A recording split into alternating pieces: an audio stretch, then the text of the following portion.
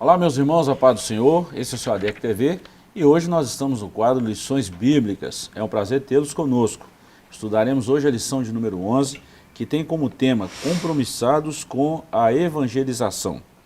O textual da nossa lição está em Romanos capítulo 1, versículo 16, e está escrito assim: Porque não me envergonho do Evangelho de Cristo, pois é o poder de Deus para a salvação de todo aquele que crê, primeiro do judeu e também do grego.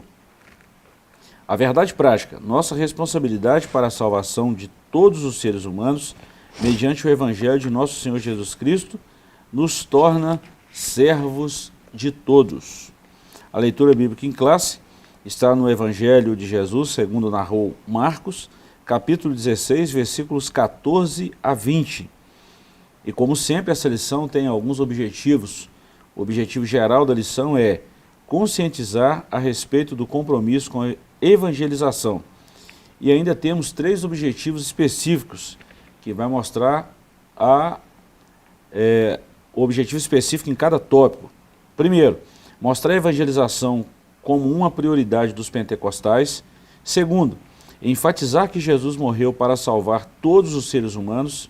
E terceiro, argumentar que o Novo Testamento destaca a obra missionária na esfera local e transcultural. Mais uma vez comigo, professor Joás, muito obrigado pela participação, sempre conosco aí nessa labuta, e é muito bom tê-lo aqui mais uma vez, professor. Tamo junto. Professor, nós estamos chegando aí à 11ª lição, e nós estamos hoje diante de uma lição fantástica. Eu considero, quando a gente fala de evangelho, é o porquê da igreja ainda estar na terra. É para a pregação do evangelho. Se a igreja não estiver pregando o evangelho, está errado. O trabalho dela está sendo em vão. A igreja tem uma missão e um propósito, né? E é a evangelização. O evangelho tem esse propósito, né?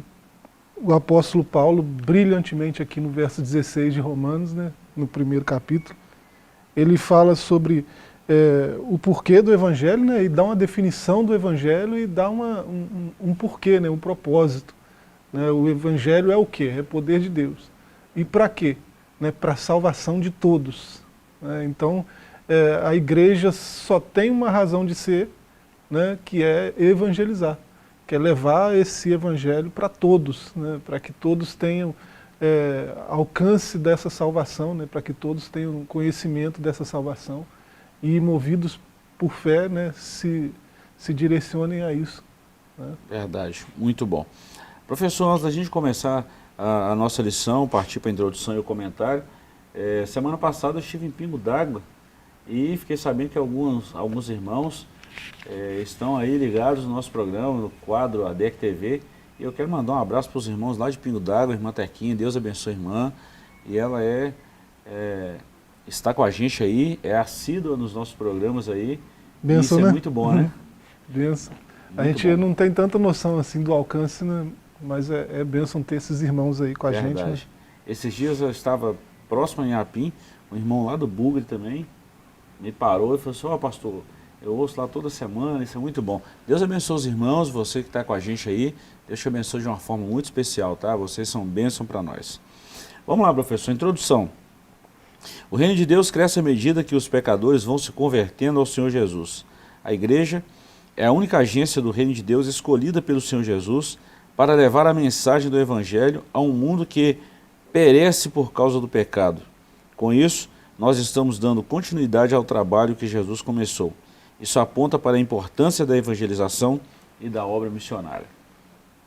Eu começo dizendo, o professor, fazendo quase que um paradoxo a algumas mensagens que nós ouvimos, né, ultimamente, de algumas denominações, eu vou até nominá-las de neopentecostais, que tem uma ênfase diferente da pregação do evangelho. Tá? E eu me lembro que eu falei uma mensagem uma época falando o seguinte de Mateus 28, versículos 19 e 20, quando Jesus falou, né, nos deu uma ordem de fazer discípulos de todas as nações, batizando-os em nome do Pai, do Filho e do Espírito Santo e ensinando o que eu vos tenho mandado, né? Guardando o que eu vos tenho ensinado e tal. E estarei convosco todos os dias até a consumação dos séculos. Para se manter a presença de Jesus na igreja, precisa estar fazendo o que ele determinou que façamos, que é a pregação do Evangelho. Ou seja, uma igreja que não prega o Evangelho, que não evangeliza, que não ganha almas, ela não detém a presença do Senhor Jesus. Isso é a Bíblia. Não garante que o Senhor está lá, né, ao lado, né, sempre no meio dela, né, porque a promessa, uma coisa está ligada à outra, né? Eu estou convosco, mas aí tem o que precede essa afirmação, né? E a evangelização está aí, né? Fazer discípulo, ensinar, isso tudo é evangelismo, é evangelização, é tornar esse evangelho, que é o poder de Deus para a salvação de todos, né, conhecido. Né, é propagar essa mensagem de salvação para o máximo de pessoas possível, né, e empreender algum esforço nessa tarefa, né, nessa missão. E como diz a verdade prática, e isso a gente acaba voltando para o tema do serviço, né? Se a minha missão é levar essa mensagem de salvação para todos, o serviço não acaba nunca, né? Nesse sentido, eu sou servo de todos. Então, a igreja, ou o crente, o cristão, que perde essa perspectiva, né, que não tem essa consciência, um dos objetivos aqui fala de conscientizar a respeito do compromisso com a evangelização. É estranho até que um cristão tenha que ser conscientizado disso, né? Porque é a sua missão de vida, né? A partir do momento que você vem a Cristo, você é impactado por essa mensagem de salvação, instantaneamente você se torna um missionário também, um proclamador dessa mesma mensagem, né? Então, uma conscientização é algo meio paradoxal, né, digamos assim. Não era para ter uma conscientização missionária, não era para ter uma conscientização evangelística, não para cristãos, né, porque essa é a essência do cristianismo, né? Alguém que se diz cristão é alguém que tem essa missão de proclamar esse evangelho, né? Verdade. Então eu vou levantar um outro ponto aqui, tem tudo a ver com a nossa lição. O interessante, professor, que eu vejo também hoje, estou falando dos nossos dias atuais, a base do evangelho é o amor. Então, quando eu sou alcançado por esse amor entra na minha vida e muda tudo que precisa mudar, se eu praticar o amor ao próximo, eu vou querer para o próximo o que aconteceu comigo. Então, uma linha do tempo, se a gente fosse classificar uma linha do tempo no evangelho, seria assim: eu ouvi a palavra de Deus por alguém que ouviu a palavra de Deus também, né? Eu fui impactado pela palavra de Deus, que impactou a vida de alguém, e eu quero para outra pessoa que ainda não foi impactada, que ainda não ouviu a palavra de Deus, o mesmo que aconteceu comigo, que aconteceu com alguém que falou para mim. Isso funciona em cadeia. Nesse sentido que a igreja é essa agência do reino, né? Não é? A fé, se a fé vem pelo ouvir, né? A partir do momento que eu ouvi, a fé foi produzida em mim, né? Quanto mais eu falo dessa mensagem, né, mais fé está sendo produzida, porque mais gente está ouvindo. Então, a possibilidade da fé nascer em mais e mais corações é maior quando há mais e mais gente pregando essa mensagem, né? Verdade. E outra coisa, talvez alguém possa estar pensando assim, mas eu tenho que verbalizar isso? É só verbalizado que vale a pregação do Evangelho? Não necessariamente. Claro que a verbalização, ou seja, quando eu falo, quando eu estou emitindo som, isso vai trazer uma conotação muito diferente. Mas eu me lembro de uma frase de Agostinho, bispo de Hipona, um dos, vamos falar assim, dos pais da igreja, né? Que ele falou uma vez assim, ó, pregue constantemente, quando necessário use palavras. Ou seja, eu prego por verbalizar, quando eu estou verbalizando, mas eu também prego com o meu testemunho. O meu testemunho fala muito alto. Então é bom a gente lembrar isso também. É uma pregação também, né? Pessoas que são impactadas pelo Evangelho, né, fatalmente têm as vidas transformadas, né? Passam a viver de forma diferente. E isso comunica alguma coisa, né?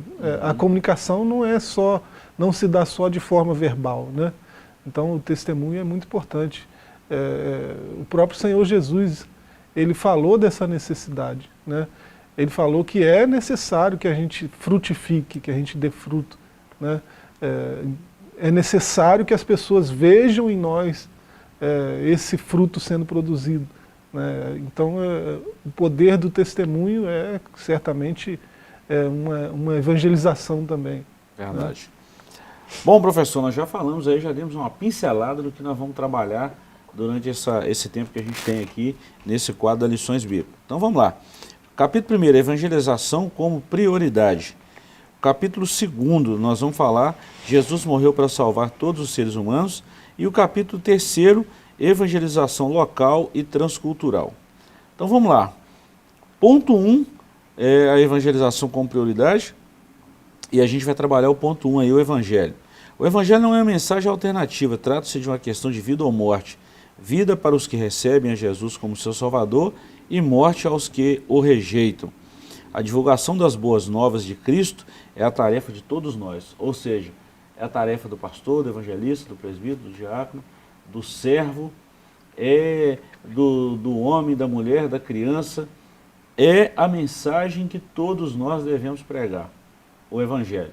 E o comentarista já falou aqui para a gente, não é desconhecido de nós, que evangelhos são as boas novas de Cristo. Então a gente precisa estar. Agora, você falou um negócio, professor, com relação à conscientização, é algo, parece que até redundante, né? Mas, crente sendo conscientizado, parece que é algo assim, até anormal a gente falar, mas infelizmente tem muitas pessoas no nosso meio que ainda não foram salvas. Eu vou usar um termo muito pesado, porque não entenderam isso aqui. Por isso que eu digo que é estranho. Se eu sou um cristão, né, eu fui alcançado por essa mensagem, essa boa notícia, que por definição o evangelho é boa notícia, né? Se eu fui alcançado e eu não tenho essa consciência de que se ouvir essa mensagem produziu, né, uma mudança tão profunda na minha vida, se eu não tenho essa consciência de transmitir isso adiante, de passar isso adiante, né, alguma coisa está muito errada comigo, né? Ou eu não experimentei o evangelho de verdade, né, ou eu tenho, sei lá, algum outro problema comigo, né? O problema está em mim, algum outro problema de seja qual nível for, né? É impossível que alguém transformado pelo evangelho não se sinta impelido a passar essa boa notícia para o máximo de pessoas que puder, né? Quando a gente ouve, é muito comum entre nós, né? Por exemplo, quando você vai a um restaurante que é muito bom, a gente quer falar daquilo para os outros, para um amigo. Pois é. Rapaz, vai lá que é bom, comida é boa, para quem gosta aí, tá no mundo fit, não, lá é muito bom, não tem sal, ou a comida é super temperada, tem as qualidades. É assim que o açaí se tornou popular, né? Ficou tão caro igual está hoje. Verdade, é bem por aí, tá? Alguém nunca experimentou e quando você experimenta, você sai divulgando. E o evangelho lógico, é uma comparação sem lógica o que a gente está fazendo aqui, né? Mas o evangelho é muito melhor do que açaí. Né? A transformação que o evangelho produz no sujeito que está morto nos seus pecados e ele passa a experimentar a vida de verdade, né? Se o sujeito não passar isso adiante, ou ele é muito egoísta, né? Então o evangelho não foi eficaz nele, né? Ou ele tem algum outro problema que a gente preciso averiguar, né? Verdade. A conscientizar parece estranho. Agora, reclamar que não temos talento para transmitir isso aí, isso é uma das desculpas mais esfarrapadas que o homem pode dar. Que todos nós temos um talento.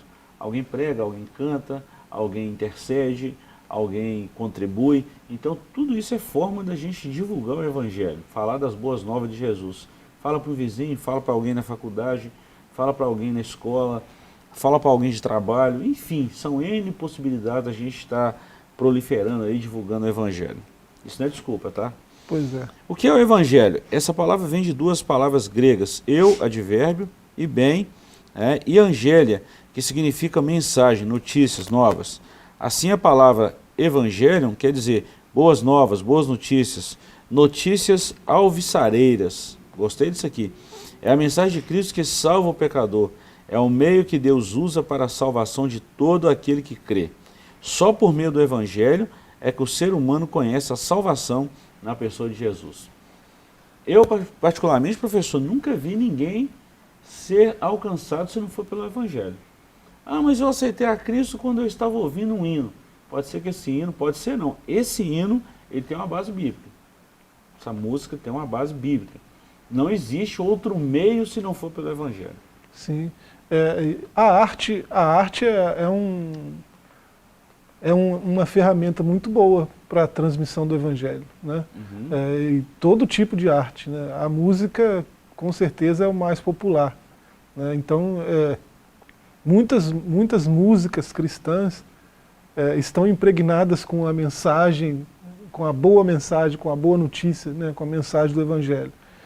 Isso tem um poder evangelizador, né? Um poder transformador muito grande, né? Então, muitas pessoas sim vieram a Cristo dessa forma, né?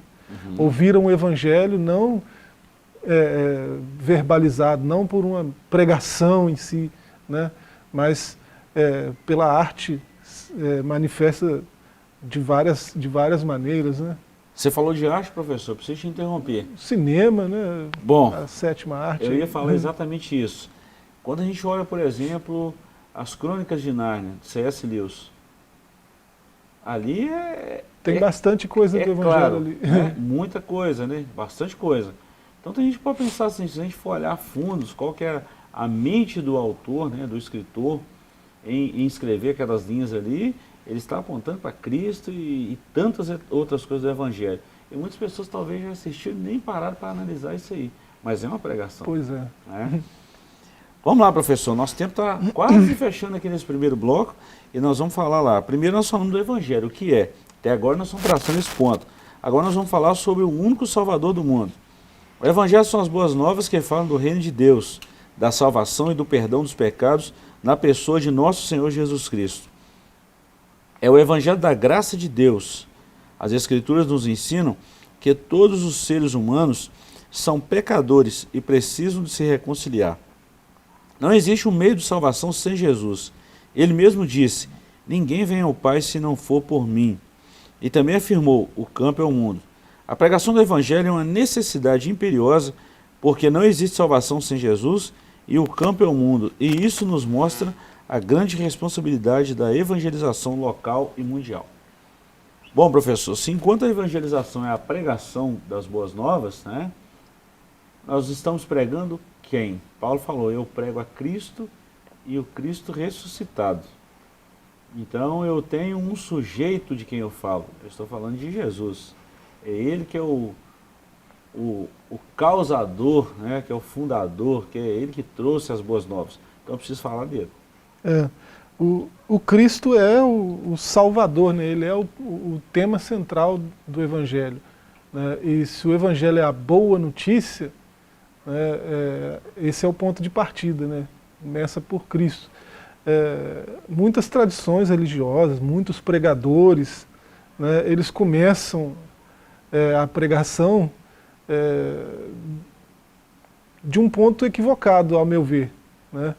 Começa já falando do inferno e já, né, mostrando condenação. E tudo. Não, eu não penso que o Evangelho deveria ser tratado assim, né? Se é boa notícia, né, é certo que todos que não vieram a Cristo já estão condenados. O próprio Cristo disse isso, né? Quem não crê já está condenado, né? Não há uma necessidade de enfatizar isso, visto que já está condenado, né? Apresentar a boa notícia, né, e é o que? Apresentar o Cristo, falar do seu reino, da sua salvação, do seu perdão, né? Isso já é muito elucidativo. Muito. Né? A outra parte, né, a contrapartida, ela já é uma realidade. Ela precisa ser dita, mas não como ponto de partida, né? Não é que eu estou dizendo que a gente não deve falar sobre o inferno, sobre a condenação eterna, né? Eu estou dizendo que esse não deve ser o ponto de partida. Na evangelização, não, né? Sim. Então, às vezes a gente se equivoca, né? A gente deve mostrar o Salvador. O Salvador, ele é rei, ele é perdoador, ele é salvador. Então a gente deve enfatizar isso, né? Verdade. Professor, e para a gente só fechar esse capítulo primeiro aqui, né? E esse primeiro bloco também a gente vai fechar com esse subtópico aqui, uma agência legítima. A igreja foi comissionada por Jesus para ser essa agência de pregação, ou seja, ela precisa captar novos crentes. E é assim mesmo. Eu prego o evangelho, essa pessoa aceita Jesus e ela precisa congregar. Mas eu quero fechar esse bloco, nós estamos fechando, falando só de um texto aqui de Lucas capítulo 4, versículo 16 a seguir, que está escrito assim: E chegando a Nazaré, onde fora criado, entrou num dia de sábado, segundo o seu costume, na sinagoga, e levantou-se para ler. E foi-lhe dado o livro do profeta Isaías, e quando abriu o livro, achou o lugar em que estava escrito: O Espírito do Senhor Jeová é sobre mim, pois que me ungiu para evangelizar os pobres, enviou-me a curar os quebrantados do coração, a pregoar liberdade aos cativos, dar vista aos cegos, e pôr em liberdade os oprimidos, e anunciar o ano aceitável do Senhor. E versículo 20, e cerrando o livro, ou fechando o livro, o pergaminho, devolveu ao ministro, assentou-se, e os olhos de todos na sinagoga estavam fitos nele. Então começou a dizer-lhe: Hoje se cumpriu essa escritura em vossos ouvidos. A pregação é boas novas. Só que se a gente for olhar Isaías 61, onde esse texto está escrito, depois desse texto que o próprio Jesus falou, e anunciar o ano aceitável do Senhor, aqui está falando de salvação. Mas se a gente seguir a leitura de Isaías 61, está lá: E o dia da vingança do nosso Deus, e mais uma série de coisas. Sim. Jesus veio falar das boas novas. Isso. O dia da vingança vai vir.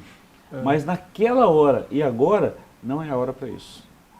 Agora é a hora das boas novas. E se nós, como igreja, somos agência do reino, né, a nossa prioridade deve ser o reino, deve ser essa boa notícia, né, deve ser falar da salvação, do perdão em Jesus, né, não desprezando, né, o evangelho deve ser pregado todo, para o homem todo, o tempo todo, né? Então a gente não despreza, né? Mas o nosso ponto de partida é esse, né? Como agência do reino, né, a gente tem que promover a salvação, promover o perdão, promover o reino, né? Apontar para o Salvador. Parece que a gente não tem mais tempo, né? Vamos lá. Vamos dar uma pausa aí no comentário. Nós vamos voltar nesse assunto, professor, no próximo bloco. Isso. Okay? Prometo aos ouvintes, o assunto tá bom, a gente volta no próximo bloco com esse assunto. Nós vamos fazer um pequeno intervalo e voltamos já já com esse assunto maravilhoso que é sobre evangelização, que é o papel da igreja. Deus te abençoe, não saia daí.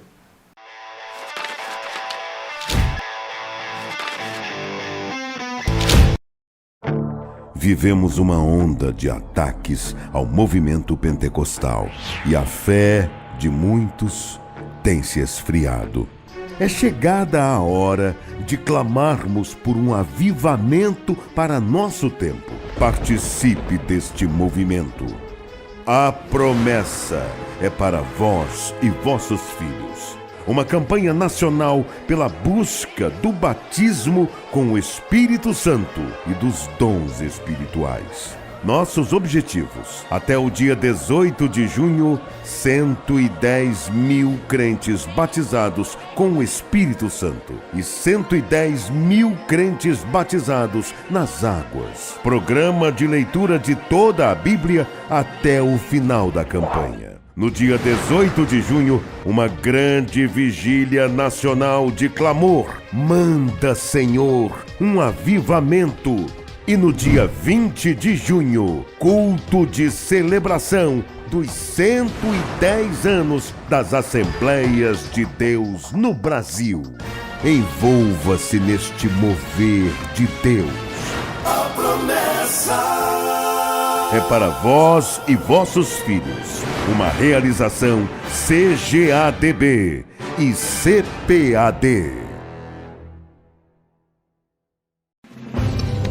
Uma verdadeira história de fé, renúncia, desafios e conquistas. Você irá se emocionar e extrair lições extraordinárias da biografia de um dos mais expressivos líderes do movimento pentecostal no estado de Minas Gerais. Recomendada por influentes líderes cristãos. Adquira agora mesmo Ari Coelho, um legado de fé, e descubra detalhes de uma história de vida que pode transformar a sua. Um produto com a qualidade CPAD.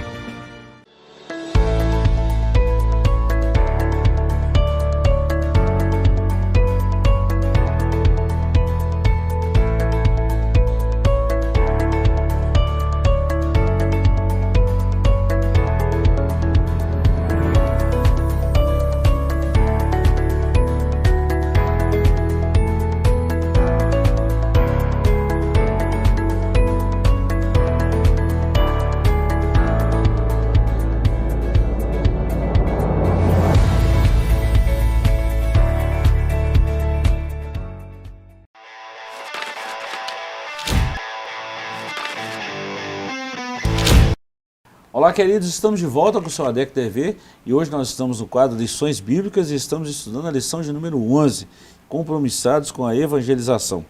Encerramos o bloco anterior falando, professor, da pregação genuína do Evangelho e do momento certo para falar. Lembro que você usou uma expressão da seguinte forma, que nós devemos pregar o Evangelho completo, mas há tempo para tudo. Hoje nós estamos falando do tempo da salvação. Não é que a igreja deve ser omissa em falar num tempo de juízo, mas a mensagem não pode ser pregada inversa, juízo e salvação. Primeiro a salvação, posteriormente o juízo para aqueles que não creem. Pelo menos foi isso que eu entendi, ok? Isso, é isso mesmo. E como agência do reino, né, a gente, o próprio texto de Isaías que o senhor leu aí, né, ele se complementa com algumas outras profecias, né? O Senhor ele veio trazer resgate, salvação, né, antes de trazer o juízo, né? E no meio disso tudo aí, né, ele veio estabelecer o seu reino, né? O reino já foi inaugurado, né? Ele vai acontecer de fato, né, num futuro que eu acredito muito próximo, né? Mas ele já foi inaugurado e nós somos agência desse reino, né? Nós somos representantes do rei. Professor, agora eu vou direcionar os nossos ouvintes como uma mensagem pastoral, tá? Quando, por exemplo, eu estou pregando uma mensagem evangelística fora da igreja, eu estou pregando uma mensagem de salvação. Sempre pensei assim. Eu posso pregar uma mensagem dura? Posso, desde que ela culmine em Cristo. O tema central de todas as nossas mensagens precisa ser Cristo. Agora, se eu estou falando para um grupo que já é convertido, que já conhece a salvação, aí eu preciso trabalhar esses outros pontos. Sim. Eu devo trabalhar esses outros pontos. Porque a igreja precisa estar a par desses outros pontos também.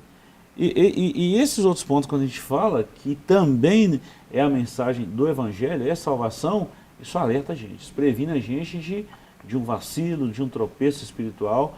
Mas para aquelas pessoas que ainda não conheceram Jesus, eu preciso pregar a salvação. Eu devo falar de Jesus. Pois bem, professor, nós vamos falar agora do capítulo 2 aí, Jesus morreu para salvar todos os seres humanos.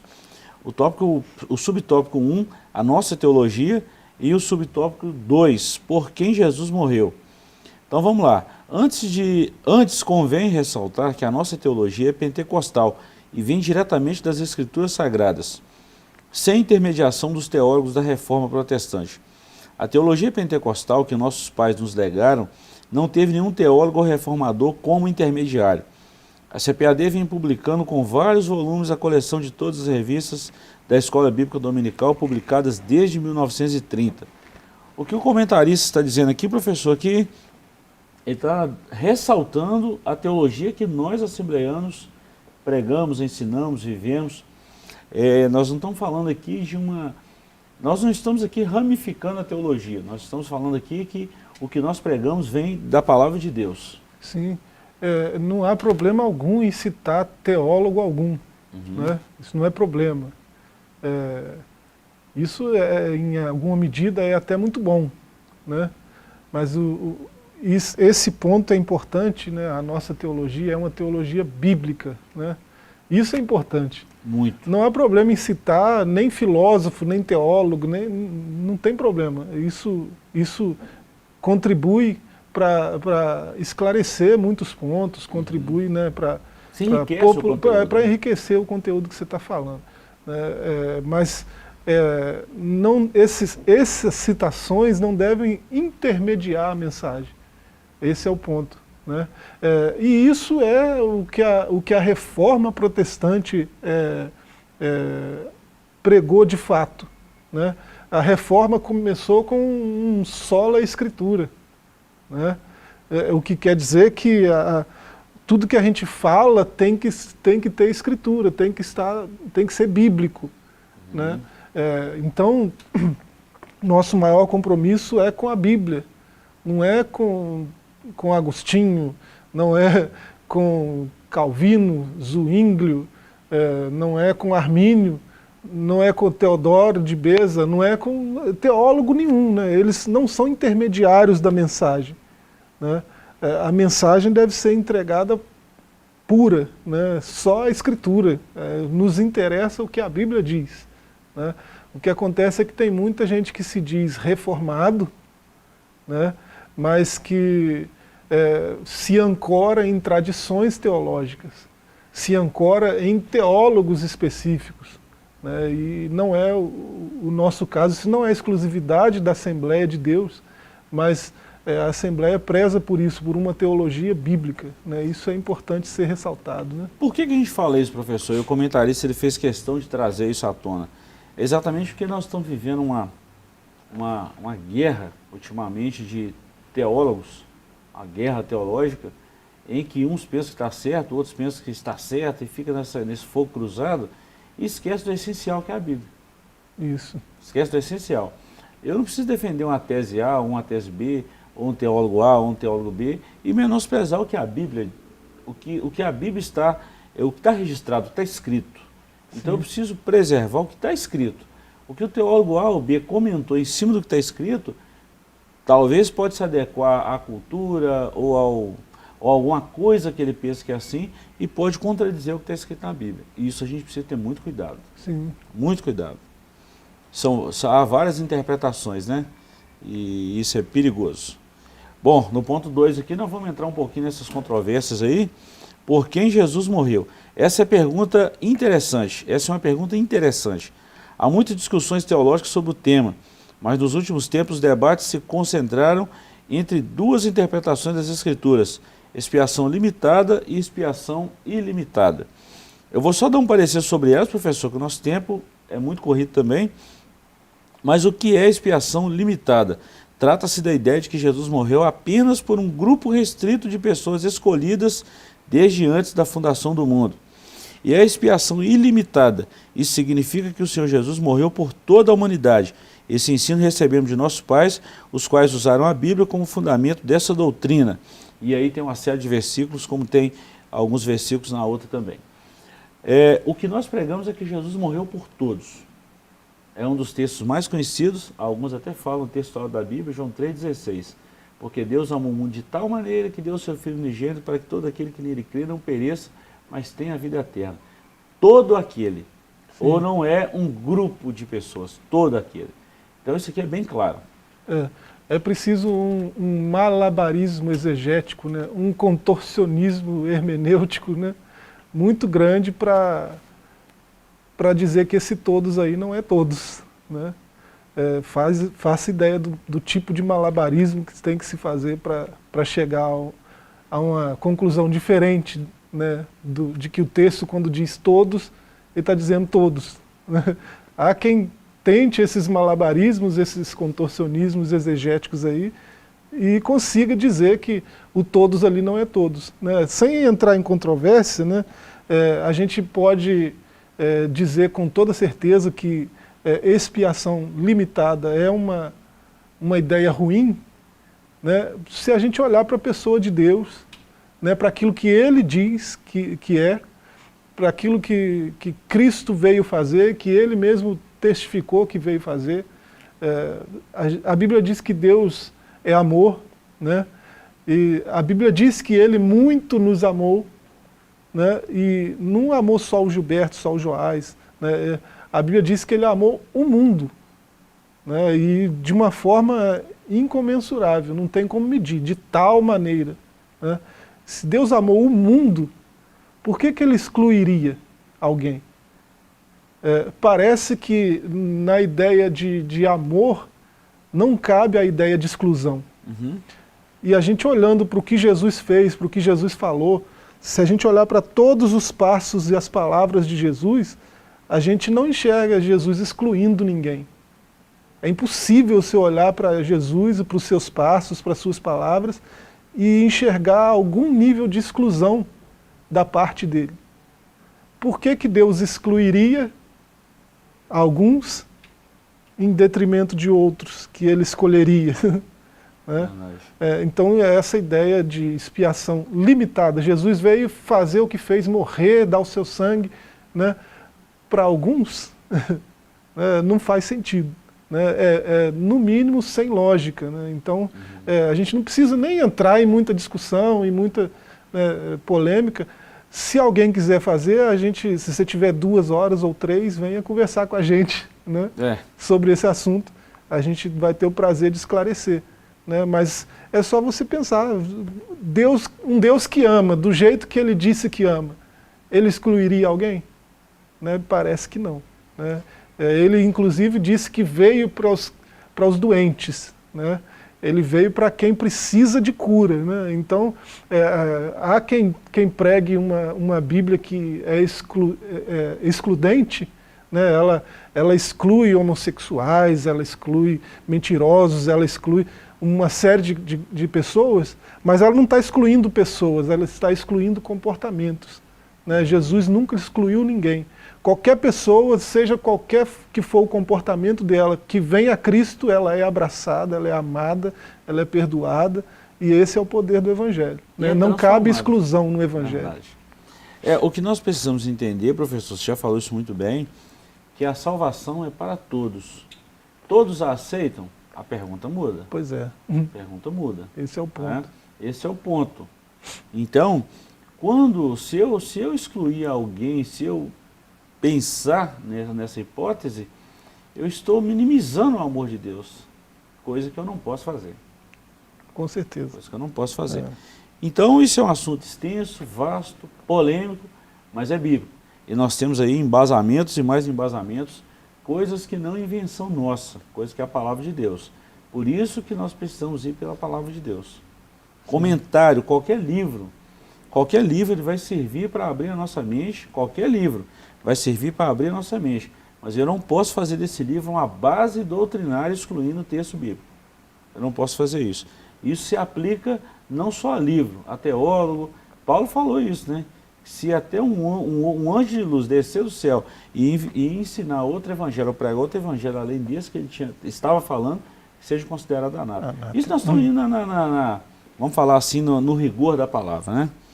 Professor, nosso tempo está fechando aqui, mas antes nós vamos falar sobre evangelização local e transcultural, que eu me lembro de um texto, talvez a gente não consiga fazer o que a gente precisa, ler o que a gente precisa ler aqui, mas eu lembro de um texto de Jesus, Atos 1:8, né? E recebereis poder ao descer sobre vós o Espírito Santo, e ser-me-eis testemunhas, tanto em Jerusalém, Judéia, Samaria e os confins da terra. Ou seja, o Espírito Santo, ele é o agente, ele é o Deus, ele é o Deus que capacita, o Deus capacitador a impulsionar a igreja a pregar o Evangelho. Aqui, um pouquinho mais ali, um pouquinho mais longe e até os confins da terra. E é o que nós estamos vendo. Então nós vamos falar em 4 tópicos aqui. Primeiro, evangelização, missões e o desafio de hoje. Na verdade são 3. Evangelização, missões e o desafio de hoje. Evangelização nós já falamos bastante, que é o trabalho corpo a corpo da igreja. E eu sinto até falta disso hoje, professor. Antigamente os crentes andavam com um folhetinho na Bíblia, no bolso. Hoje a gente quase não vê isso, né? Evangelizar é comunicar as boas novas, né? Quando? O tempo todo. Verdade. Né? Eu devo comunicar essa boa notícia o tempo todo, o que quer que eu esteja fazendo, né? Isso implica em muita coisa, né? Eu tenho muito trabalho a fazer, né? É a minha missão comunicar o Evangelho. Tem pessoas, ao longo da história, né, do cristianismo, tem pessoas que se dedicaram tão intensamente a isso, a comunicar o Evangelho, né? Por exemplo, John Eliot no século XVII, né, começou a traduzir o Evangelho para as culturas indígenas, né, da sua região. Né? Outro João, né, John Wesley, né, ele começou a comunicar o Evangelho para os negros que eram excluídos na sua época, né, que eram escravizados, né, e foi o primeiro religioso a falar, né, dessa ideia de liberdade para todos, né, e ele fez isso por meio do Evangelho. Ele lutou a vida inteira para acabar com a escravidão no seu país, né. Isso foi lá no século XVIII ainda, né, comecinho do século XVIII. E olha quanto tempo que a escravidão foi abolida aqui no Brasil, por exemplo. Lá em 1750 já tinha um pastor falando, né, que os negros não deviam ser escravizados, deviam ser evangelizados. Olha só que coisa. Muito tempo. Né? O Evangelho, ele produz isso, produz essa sede de servir, essa sede de passar a mensagem adiante. Né? Nós demos esse testemunho aqui ano passado, né, em setembro do ano passado, né, o pastor Demércio está lá no Peru, no meio das tribos Aguarrum, né, 0,8% alcançados pelo Evangelho. Né, mas o pastor Demércio participou de uma equipe, né, com apoio nosso, um missionário que o coordena lá, que é o pastor Elias, né, traduziu o Evangelho, traduziu toda a Bíblia para o idioma Aguarrum. Né, um feito muito bacana, né, para uma comunidade que é indígena, que quase não tinha ninguém ouvido falar do Evangelho, e agora eles têm a Bíblia. Né, e isso é muito inspirador para nós. Né? Verdade. Quando a gente está falando de conscientizar a gente a pregar o Evangelho, né, esse tipo de testemunho é muito encorajador. E eu só termino falando o seguinte, que hoje a Bíblia, eu fiz uma pesquisa recente agora, a Bíblia já foi traduzida em 2.395 idiomas. Que maravilha para pregação, para missões, para evangelização. A forma de nós comunicarmos é através da palavra de Deus, isso é maravilhoso, né? Que Deus levante mais tradutores, né? Não é? Ainda falta muita coisa para ser feita ainda. Grande desafio de hoje, professor, o campo é o mundo. E o mundo é vasto, o campo é enorme e poucos ceifeiros para fazer esse trabalho. Qual que é a nossa oração? Que Deus levante ceifeiros para essa última hora. Isso. Homens compromissados com a palavra. Amém, né? É isso aí. Chegamos ao final do nosso quadro Lições Bíblicas. Te agradecemos pela participação. Oramos a Deus constantemente pedindo que você seja enriquecido pela palavra dele. Muito obrigado pelo carinho de sempre. Até o próximo programa, se Deus assim nos permitir. Forte abraço.